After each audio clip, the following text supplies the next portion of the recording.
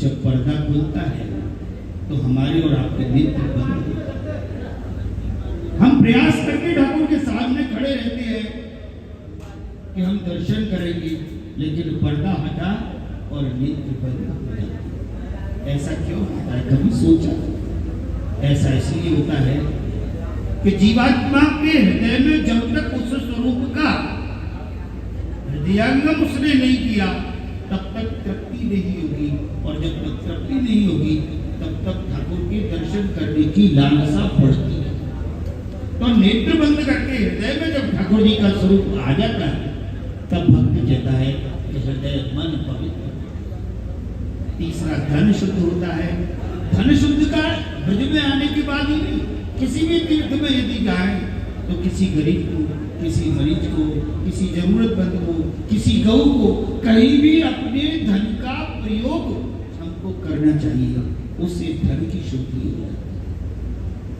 कभी कभी लोग क्या करते हैं, आते हैं बढ़िया गेस्ट हाउस में रुकेंगे, 7,000 का रूम लिया, बाहर चलो बिहारी जी का दर्शन करने, सब लोग आते हैं, बैटरी रिक्शा वाला कहता है 300 रुपये लगे।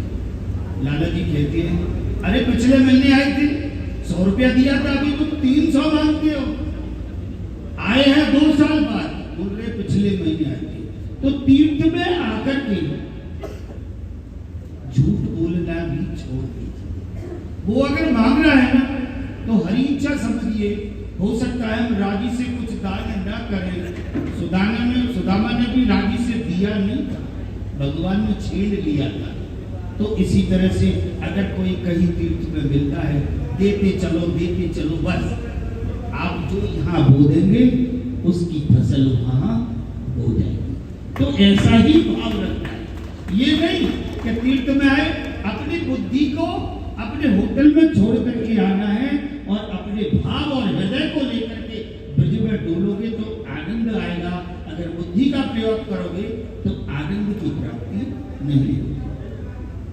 तो आप सभी लोग तन से, मन से और धन से शुद्ध होकर के इस परम पावन यज्ञ में जब सम्मिलित हुए हैं तो मुझे ये विश्वास है कि श्रीमद् भागवत की कथा का श्रवण करने के पश्चात आपके हृदय में श्री बिहारी जी, श्री जी का स्वरूप जरूर हृदयंगम होगा, और उस आनंद को प्राप्त करके आप श्री धाम वृंदावन से जब अपने घर लौटेंगे तो मुझे नहीं लगता है कि वहां जाकर के रूपटा जी को याद नहीं करेंगे, क्योंकि माध्यम तो वही बनेगा। आज तो मेरा भी सौभाग्य है कि जो एक साथ इतने सारे भक्तों का मुझे दर्शन हो गया है, नहीं तो मेरा तो रूपटा जी से डायरेक्ट सत्संग होता है।